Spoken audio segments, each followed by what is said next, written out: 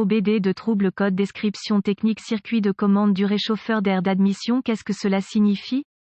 Il s'agit d'un code de diagnostic générique (DTC) et s'applique à de nombreux véhicules OBD de 1996 plus récents. Cela peut inclure, mais sans s'y limiter, les véhicules de Buick, Chevrolet, Ford, GMC, Mercedes-Benz, Opel, etc. Bien que génériques, les étapes de réparation exactes peuvent varier selon l'année, la marque, le modèle et la configuration du groupe motopropulseur. Si un code P0640 a été enregistré dans votre véhicule équipé OBDII, cela signifie que le module de commande du groupe motopropulseur PCM a détecté un dysfonctionnement dans le circuit de commande du réchauffeur d'air d'admission. Le réchauffeur d'air d'admission se compose généralement d'un élément chauffant qui devient fonctionnel lorsque la tension de la batterie est appliquée. L'augmentation de la température de l'air d'admission stabilise l'atomisation du carburant et aide à évaporer toute humidité qui pourrait être présente. Un air d'admission plus chaud favorise également une plus grande efficacité énergétique. L'élément de réchauffeur d'air d'admission est une grille métallique stationnaire qui devient réellement rouge lorsque la tension de la batterie est appliquée. L'élément de réchauffeur d'air d'admission étant brûlant, l'air d'admission le traverse et l'entoure et est chauffé de manière significative. Le PCM utilise l'entrée de données des capteurs de température de l'air d'admission (IAT) pour déterminer si le réchauffeur d'air d'admission fonctionne correctement. L'utilisation du réchauffeur d'air d'admission est limitée. Les véhicules qui utilisent un réchauffeur d'air d'admission ont généralement un capteur IAT avant et après l'élément chauffant afin que le PCM puisse surveiller efficacement le fonctionnement du réchauffeur d'air d'admission. Si le PCM ne détecte aucune différence entre la température de l'air d'admission après son passage à travers l'élément du réchauffeur d'air d'admission, un code P0640 sera stocké et un voyant de dysfonctionnement (MIL) peut être allumé. Dans la plupart des cas, l'éclairage MIL nécessitera plus d'un cycle d'allumage en cas de panne. Un réchauffeur d'admission d'air typique, quelle est la gravité de ce DTC?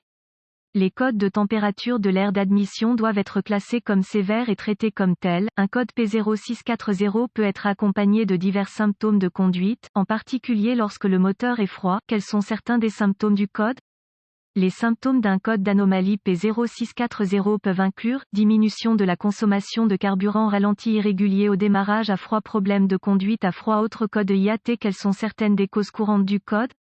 Les causes de ce code peuvent inclure capteur de température d'air d'admission défectueux ou déconnecté, relais ou fusible du réchauffeur d'air d'admission défectueux, câblage ou connecteur court-circuité ou ouvert, élément de réchauffeur d'air d'admission brûlé, mauvais PCM ou erreur de programmation. Quelles sont les étapes de dépannage du P0640?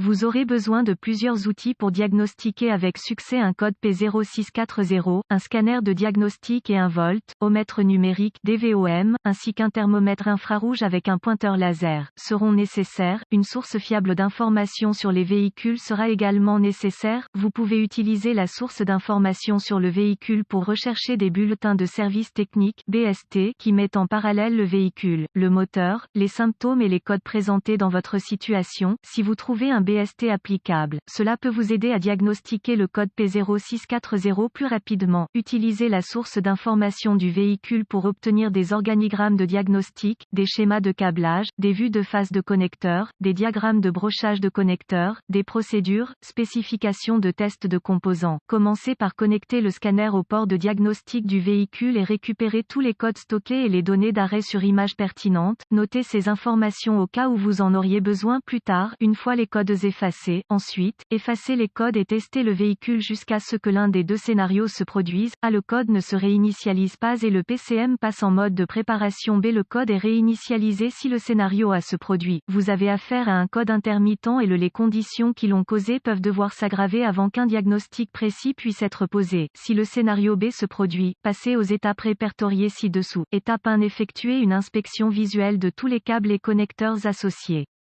Vérifiez les fusibles et les relais d'alimentation du réchauffeur d'air d'admission. Effectuez les réparations nécessaires. Si aucun problème n'est détecté, passez à l'étape suivante. Étape 2. Utilisez les organigrammes de diagnostic, les schémas de câblage, les vues de face des connecteurs, les diagrammes de brochage des connecteurs et les spécifications. Procédure de test des composants de la source d'information de votre véhicule pour tester la tension, la masse et les circuits de signaux du capteur IAT. Étape 3. Activez le système de réchauffeur d'air d'admission et localisez localiser le connecteur du réchauffeur d'air d'admission, vérifier la tension de la batterie et une masse, si aucune tension n'est détectée, vérifier les fusibles et les relais du système en suivant les procédures et spécifications de test du fabricant, si aucune terre n'est découverte, vérifier la jonction de terre appropriée sur le bloc moteur ou le châssis, si le circuit est terminé, tension de la batterie et masse, passer à l'étape suivante, étape 4 commencer par un test de la tension du capteur, généralement 5 volts, et de la masse au connecteur du capteur IAT,